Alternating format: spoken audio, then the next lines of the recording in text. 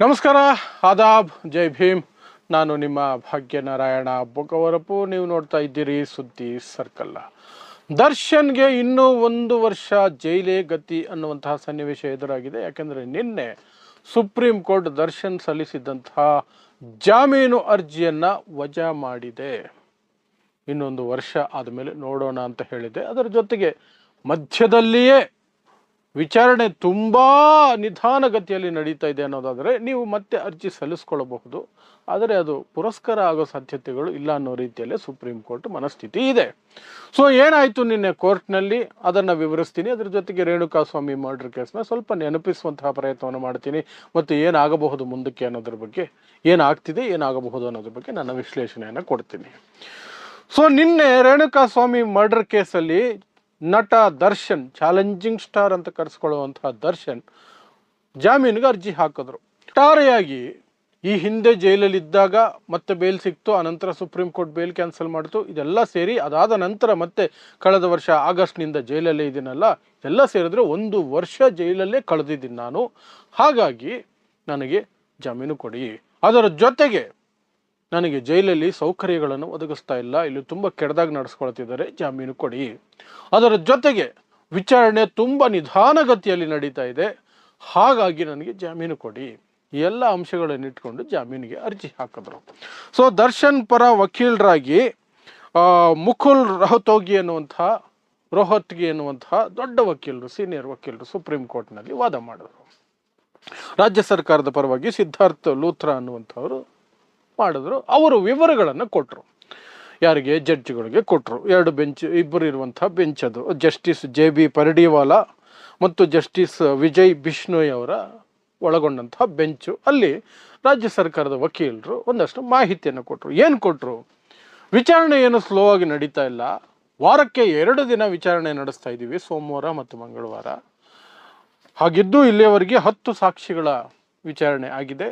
Complete ಆಗಬೇಕಂದ್ರೆ 277 ಸಾಕ್ಷಿಗಳಿದ್ದಾವೆ ಅದರಲ್ಲಿ ಕನಿಷ್ಠ 150 ಸಾಕ್ಷಿಗಳ ಸಾಕ್ಷಿ ಮುಗಿದ ನಂತರ ಬೇಕಾದರೆ ಜಾಮೀನು ಬಗ್ಗೆ ಯೋಚನೆ ಮಾಡಬಹುದು. ಈಗ ಜಾಮೀನು ಕೊಡೋಕ್ಕಾಗೋದಿಲ್ಲ. ಅದರ ಜೊತೆಗೆ ದರ್ಶನ್ಗೆ ಏನೂ ಕಡಿಮೆ ಮಾಡಿಲ್ಲ ಜೈಲಲ್ಲಿ. ಜೈಲ್ ಮ್ಯಾನ್ಯುವಲ್ ಏನಿದೆ, ಬೈ ಲಾ ಏನಿದೆ, ರೂಲ್ ಏನಿದೆ, ಅದರ ಪ್ರಕಾರನೇ ಎಲ್ಲ ಸೌಕರ್ಯಗಳನ್ನು ಅವ್ರಿಗೆ ಕೊಡ್ತಾ ಇದ್ದೀವಿ.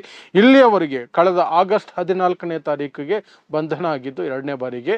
ಇಲ್ಲಿಯವರೆಗೆ ಜೈಲಲ್ಲಿದ್ದಾರಲ್ಲ, ಈ ಅವಧಿಯಲ್ಲಿ ಅವರಿಗೆ 70 ಬಾರಿ ಅವ್ರಿಗೆ ಹೊರಗಡೆಯಿಂದ ಜನ ಬಂದು ಭೇಟಿ ಮಾಡೋದಕ್ಕೆ ಅವಕಾಶ ಮಾಡಿಕೊಟ್ಟಿದ್ದೀವಿ. 73 ಫೋನ್ ಕಾಲ್ಸ್ ಮಾಡೋದಕ್ಕೆ ಅವಕಾಶ ಮಾಡಿಕೊಟ್ಟಿದ್ದೀವಿ. ಇಷ್ಟೆಲ್ಲ ಕೊಟ್ಟಿದ್ರು ಸಹ ಅವರು ನಮಗೇನೋ ಮಾಡ್ತಿದ್ದಾರೆ ಅಂತಿದ್ದಾರಲ್ಲ, ಅದು ಸರಿಯಲ್ಲ ಅಂತ ಸರ್ಕಾರದ ಪರ ವಕೀಲರಾಗಿರುವಂಥ ಸಿದ್ಧಾರ್ಥ್ ಲೂಥ್ರಾ ಅವರು ಹೇಳ್ಕೊಂಡ್ರು.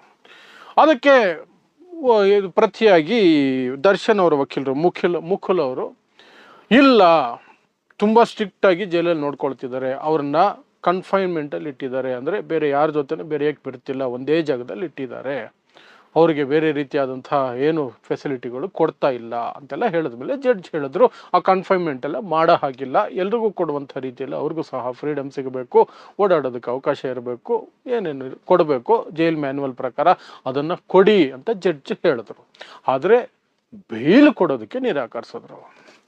ಬೇಲ್ ಕೊಡೋಕೆ ಅವ್ರು ಹೇಳಿದ್ರು, ಬೇಕಾದರೆ ನಾವು ಕೋರ್ಟ್ಗೆ ಆದೇಶ ಕೊಡ್ತೀವಿ, ಡೇ ಬೈ ಡೇ ಹಿಯರಿಂಗ್ ಆಗಲಿ, ಪ್ರತಿದಿನ ವಿಚಾರಣೆ ನಡೆಸಿ ಶೀಘ್ರಗತಿಯಲ್ಲಿ ಕೇಸ್ ಕ್ಲೋಸ್ ಮಾಡಲಿ, ಫಾಸ್ಟ್ ಟ್ರ್ಯಾಕ್ ಆಗಲಿ ಅಂತ.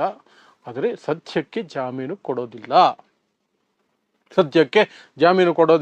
1 ವರ್ಷದವರೆಗಾದರೂ ಜಾಮೀನು ಸಿಗೋದಿಲ್ಲ. ಇನ್ನು ಮಧ್ಯದಲ್ಲಿ ವಿಚಾರಣೆ ತುಂಬ ಸ್ಲೋ ಆಗ್ತಿದೆ ಅನ್ನೋದಾದರೆ, ಈಗೇನು 10 ಜನ ಸಾಕ್ಷಿಗಳು ಇಷ್ಟು ದಿನದಲ್ಲಿ ಆಗಿದೆ ಅನ್ನೋದು ಸ್ಲೋನೇ, ಅದನ್ನು ನಾವು ಒಪ್ಕೊಳ್ತೀವಿ. ಆದರೆ ಇದೇ ರೀತಿ ಸ್ಲೋ ಆಗಿ ನಿಧಾನಕ್ಕೆ ಹೋಗ್ತಿದೆ ಅನ್ನೋದಾದರೆ ಆಗಬೇಕಾದ್ರೆ ಇನ್ನೊಂದು ಬಾರಿ ಅರ್ಜಿ ಹಾಕಿ ಜಾಮೀನಿಗೆ, ಆಗ ಯೋಚನೆ ಮಾಡೋಣ ಅಂತ ಹೇಳಿತು. ಯೋಚನೆ ಮಾಡೋಣ ಅಂತ ಹೇಳಿದ್ರೆ ಕೋರ್ಟ್ಗಳು ಅದು ಮುಗಿಯೋದು ಅಥವಾ ಆಗೋದು ತುಂಬ ಕಷ್ಟ ಇರುತ್ತೆ. ಹಾಕಿ ಕೊಡ್ತೀವಿ ಅಂತ ಏನಾದರೂ ಡೈಲಾಗ್ ಬಂದಿದ್ರೆ ಓಕೆ, ಒಂದು ಧೈರ್ಯ ಇದ್ದಿರೋದು ದರ್ಶನ್ಗೆ. ಬಟ್ ಇಲ್ಲ, ನೋಡೋಣ ಅನ್ನುವಂಥ ಒಂದು ಮಾತನ್ನೇ ಹೇಳ್ಕೊಂಡಿದ್ದೆ. ಸೊ ಇದಿಷ್ಟು ಕೋರ್ಟಲ್ಲಿ ನಡೆದಿರೋದು. ಈ ಮೂಲಕ ದರ್ಶನ್ಗೆ ಇನ್ನೊಂದು ವರ್ಷ ಆದರೂ ಜೈಲೇ ಗಟ್ಟಿ ಅಂತ ಆಗತ್ತೆ. ವರ್ಷದ ಒಳಗೆ ವಿಚಾರಣೆ ಮುಗಿದು ಶಿಕ್ಷೆ ಏನಾದರೂ ಆಗಿಬಿಟ್ರೆ, ಕನ್ವಿಕ್ಟ್ ಆಗಿಬಿಟ್ರೆ, ಅದು ವರ್ಷ ಅಲ್ಲ, ಕನಿಷ್ಠ 14 ವರ್ಷದವರೆಗೂ ಹೋಗುತ್ತೆ. ಅದರ ಮೇಲೆ ಎಷ್ಟಾಗುತ್ತೋ ಗೊತ್ತಿಲ್ಲ, ಕನಿಷ್ಠ 14 ಅಂತ ನನ್ನ ಒಂದು ಅನುಭವದ ಮಾತು. ಸೊ ಇದಿಷ್ಟು ದರ್ಶನ್ಗೆ ಕೋರ್ಟಲ್ಲಿ ನಡೆದ ವಿಚಾರ. ಆದರೆ ಮುಂದಕ್ಕೆ ಈ ಕೇಸನ್ನು ಫಾಸ್ಟ್ ಟ್ರ್ಯಾಕಿಗೆ ಕೊಟ್ಟಿರೋದ್ರಿಂದ ತುಂಬ ಫಾಸ್ಟಾಗಿ ಆಗೋ ಸಾಧ್ಯತೆ ಇದೆ. ಸುಪ್ರೀಂ ಕೋರ್ಟೇ ಹೇಳಿರೋದ್ರಿಂದ ಲೋಕಲ್ ಕೋರ್ಟಲ್ಲಿ ಫಾಸ್ಟ್ ಟ್ರ್ಯಾಕಿಗೆ ತಗೊಳುತ್ತೆ, ತುಂಬ ಫಾಸ್ಟಾಗಿ ಹೋಗುತ್ತೆ. ಸೊ ಫಾಸ್ಟಾಗಿ ಹೋದರೂ ಸಹ 272 ಸಾಕ್ಷಿಗಳು, ಅವುಗಳ ಕ್ರಾಸ್ ಎಕ್ಸಾಮಿನೇಷನ್ನು ಇದೆಲ್ಲ ನಡೀಬೇಕು ಅಂದರೆ 1 ವರ್ಷದಲ್ಲಿ ಆಗೋ ಕೆಲಸನೇ ಅಲ್ಲ. ಅದು ಕನಿಷ್ಠ 3-4 ವರ್ಷ ಆದರೂ ಆಗುತ್ತೆ. 1 ವರ್ಷ ಆದಮೇಲೆ ಬೇಲಿಗೆ ಅಪ್ಲೈ ಮಾಡಿ ಅಂದಿದ್ದಾರಲ್ಲ, ಆಗ ಫಾಸ್ಟ್ ಟ್ರ್ಯಾಕಲ್ಲಿದೆ, ಮೇಲ್ನೋಟಕ್ಕೆ ಇವರು ತಪ್ಪಿತಸ್ಥರು ಅಂತ ಆಲ್ಮೋಸ್ಟ್ ಆಗ್ತಾ ಇದೆ, ಹಾಗಾಗಿ ಜಾಮೀನು ಕೊಡಬೇಡಿ ಅಂತ ಏನಾದರೂ ರಾಜ್ಯ ಸರ್ಕಾರ ಪಟ್ಟು ಹಿಡಿದು ಕೂತ್ಕೊಂಡ್ರೆ ಕೇಸು ಮುಗಿಯೋವರೆಗೂ ಜಾಮೀನು ಸಿಗಲ್ಲ. ಕೇಸು ಮುಗಿಯೋವರೆಗೂ ಅಂದರೆ ನಿರ್ದೋಷಿ ಅಂತ ಆದರೆ ಆಗ ಬಿಡುಗಡೆ, ನಿರ್ದೋಷಿ ಅಲ್ಲ ಅಂತಂದರೆ ನಾನು ಹೇಳ್ದಂಗೆ 14 ವರ್ಷ, ಆ ಮಟ್ಟಕ್ಕೆ ಹೋಗೋ ರೀತಿಯಲ್ಲಿ ಕೇಸ್ ಕಾಣಿಸ್ತಿದೆ. ಜಾಮೀನಿಗೆ ಸುಪ್ರೀಂ ಕೋರ್ಟ್ ಮನಸ್ಸು ಮಾಡ್ತಿಲ್ಲ, ಅದು ದರ್ಶನ್ಗೆ ದೊಡ್ಡ ಆಘಾತ. ಇನ್ನು ಈ ರೇಣುಕಾಸ್ವಾಮಿ ಪ್ರಕರಣ ಏನು ಅನ್ನೋದನ್ನು ನೋಡೋದಾದರೆ, ಸೊ ಇದು ಆ್ಯಕ್ಚುಲಿ ನಡೆದಿದ್ದು ಜೂನ್ 2024ರಲ್ಲಿ. ಜೂನ್ 2024ರಲ್ಲಿ ಈ ರೇಣುಕಾಸ್ವಾಮಿ ಅನ್ನುವಂಥ ಒಬ್ಬ ವ್ಯಕ್ತಿ, ಅವನು ಅಭಿಮಾನಿ ಅಂತೆ ದರ್ಶನ್ಗೆ. ಯಾವ ಕಾರಣಕ್ಕೆ ಅಂದರೆ ವಿಜಯಲಕ್ಷ್ಮಿ, ದರ್ಶನ್ ಅವರ ಪತ್ನಿ ಇದ್ದಾರಲ್ಲ, ವಿಜಯಲಕ್ಷ್ಮಿ ಅವರ ಮೇಲೆ ಅಭಿಮಾನಕ್ಕಂತೆ ಪವಿತ್ರ ಗೌಡಗೂ ದರ್ಶನ್ ಅವ್ರಿಗೂ ಸಂಬಂಧ ಇರೋದ್ರಿಂದ ವಿಜಯಲಕ್ಷ್ಮಿ ಅವ್ರಿಗೆ ಸಮಸ್ಯೆ ಆಗ್ತಿದೆ ಅನ್ನೋ ಕಾರಣಕ್ಕಾಗಿ ಪವಿತ್ರ ಗೌಡಗೆ ಇವನು ಅಶ್ಲೀಲ ಮೆಸೇಜ್ಗಳು ಕಳಿಸ್ತಿದ್ದಂತೆ ರೇಣುಕಾಸ್ವಾಮಿ. ಈ ಸತ್ತವನೇನು ಸಾಚ ಅಲ್ಲ, ಅವನು ಪಕ್ಕ ಕಾಮಿಷ್ಟ. ಅವನು ಇವರು ಕೊಂದಿದ್ರೆ ಇವ್ರು ಮಾಡಿದ್ದು ಹಲ್ಕ ಕೆಲಸ, ಅದರಲ್ಲಿ 2 ಮಾತಿಲ್ಲ. ತಕ್ಕ ಶಿಕ್ಷೆ ಆಗಬೇಕು, ತಪ್ಪು ಯಾರೇ ಮಾಡಿದ್ರು. ಕೊಲ್ಲುವಂಥದ್ದಕ್ಕೆ ಯಾರಿಗೂ ಅಧಿಕಾರ ಇಲ್ಲ, ಅವರು ಮಾಡಿದ್ದು ತಪ್ಪು. ಬಟ್ ಈ ಸತ್ತಿದ್ದಾನೆ ಅನ್ನೋ ಒಂದು ಕಾರಣಕ್ಕೆ ಅವನನ್ನು ಸಾಚ ಅನ್ನೋಕ್ಕಾಗಲ್ಲ. ಸತ್ತವನನ್ನು ಅವನು ಅಶ್ಲೀಲ ಮೆಸೇಜ್ಗಳು, ಅಶ್ಲೀಲ ಚಿತ್ರಗಳು, ಅವನದೇ ಗುಪ್ತಾಂಗದ ಚಿತ್ರ ಎಲ್ಲ ಪವಿತ್ರ ಗೌಡ ಕಳಿಸ್ತಿದ್ದಂತೆ. ಪವಿತ್ರ ಗೌಡ ಮೂಲಕ ಯಾವುದ್ಯಾವುದೋ ಏನೇನೋ ಆಗಿ, ವಿವರಣೆ ಬೇಡ, ದರ್ಶನ್ಗೆ ವಿಚಾರ ಗೊತ್ತಾಯಿತು. ದರ್ಶನ್ದು ಪಾಳೆಗಾರಿಕೆ ಮನಸ್ಥಿತಿ, ನಾನು ಯಾರನ್ನು ಬೇಕಾದ್ರೂ ಹೊಡಿಬೋದು, ಹೇಗೆ ಬೇಕಾದ್ರೂ ನಡ್ಕೊಳ್ಬೋದು, ದೊಡ್ಡ ಸ್ಟಾರ್ ಆಗಿಬಿಟ್ಟಿದ್ದೀನಿ ಅನ್ನುವಂಥ ದುರಹಂಕಾರ ಮೈಗತ್ಕೊಂಡಿತ್ತು. ಆ ದುರಹಂಕಾರದ ನಡುವೆ ಚಿತ್ರದುರ್ಗದಲ್ಲಿರುವಂಥ ತನ್ನ ಅಭಿಮಾನಿ ಸಂಘಕ್ಕೆ ಒಂದು ಫೋನ್ ಹಾಕಿ, ಅವನು ಯಾವನೋ ರೇಣುಕಾಸ್ವಾಮಿ ಅಂತೆ, ಎತ್ತಾಕೊಂಡು ಬನ್ನಿ ಅಂದರು. ಎತ್ತಾಕೊಂಡು ಬಂದು ಬೆಂಗಳೂರಲ್ಲಿ ಪಟ್ಟಣಗಿರಿ ಹತ್ರ ಒಂದು ಶೆಡ್ಡಲ್ಲಿ ಹಾಕ್ಕೊಂಡು ಅವನಿಗೆ ಹೊಡಿಬಾರ್ದ ರೀತಿಯಲ್ಲಿ ಹೊಡೆದಿದ್ದಾರೆ. ಅವನು ಪ್ರಾಣ ಹೋಗಿದೆ. ಆ ನಂತರ ಟೆನ್ಷನ್ ಆಗಿ ದರ್ಶನು ಆ ಹೆಣವನ್ನೆಲ್ಲಾದ್ರೂ ಹಾಕ್ಬಿಟ್ಟು ಯಾರನ್ನಾದ್ರೂ ಸರೆಂಡರ್ ಮಾಡಿಸ್ಬಿಡಿ, ಏನೋ ಪರ್ಸನಲ್ ರೀಸನ್ನು, ದುಡ್ಡಿನ ವ್ಯವಹಾರ ಅದ ಅಂತೇಳಿ ಆಲ್ಮೋಸ್ಟ್ ಅದು ಸಕ್ಸಸ್ ಆಗಿತ್ತು ಪ್ಲ್ಯಾನು. ಇಬ್ಬರು ಬಂದು ಸರೆಂಡರ್ ಆಗಿದ್ರು ಕಾಮಾಕ್ಷಿ ಪಾಳ್ಯ ಪೊಲೀಸ್ ಸ್ಟೇಷನಲ್ಲಿ. ಆ ಲಿಮಿಟ್ಸಲ್ಲೇ ಬಾಡಿ ಸಿಕ್ಕಿದ್ದು. ನಾವೇ ಅವನನ್ನು ಹೊಡೆದು ಸಾಯಿಸಿದ್ದು. ಅವ್ನು ನಮಗೆ ದುಡ್ಡು ಕೊಡಬೇಕಾಗಿತ್ತು, ದುಡ್ಡಿನ ವ್ಯವಹಾರಕ್ಕೆ ಗಲಾಟೆ ಆಯಿತು, ಅವನನ್ನು ಹೊಡೆದು ಸಾಯಿಸಿದ್ದೀವಿ ಅಂತ. ಆದರೆ ಅವರು ಫೋನ್ಗಳು ಚೆಕ್ ಮಾಡಿದಾಗ ದರ್ಶನ್ ನಂಬರ್ ಸಿಗಾಕೊಂಡಿದ್ದು. ಆ ನಂತರ ತಿರುವು ಪಡ್ಕೊಳ್ಳೋದು. ದರ್ಶನ್ ಈ ಕೇಸ್ ಒಳಗಡೆ ಬರಬೇಕಾಯಿತು. ದರ್ಶನ್ ಬಂದ ತಕ್ಷಣ A1 ಆಗಿ ಪವಿತ್ರ ಗೌಡನ ಎಳ್ಕೊಂಡ್ರು. ಒಟ್ಟಾರೆಯಾಗಿ 17 ಜನ, ಪವಿತ್ರ ಗೌಡ ದರ್ಶನ್ ಸೇರಿ 17 ಜನ, ಆ ಕಾರ್ಗಲ್ಲಿ ಬಂದವರು, ಹೊಡೆದವರು, ಇಲ್ಲಿ ಸೇರಿದವರು, ಕಾರ್ ಡ್ರೈವರು, ಕಾರ್ ಬುಕ್ ಮಾಡಿದವರು, ಕರ್ಕೊಂಡು ಬಂದವರು ಎಲ್ಲ ಸೇರಿ 17 ಜನನು ಬಂಧನ ಆಗಿತ್ತು 2024 ಜೂನಲ್ಲಿ. ಆನಂತರ ಒಂದು 6-8 ತಿಂಗಳು ಜೈಲಲ್ಲಿದ್ದ ಮೇಲೆ ಬೇಲ್ ಸಿಕ್ತು ಅವ್ರಿಗೆ. ಬೇಲ್ ಸಿಕ್ತು.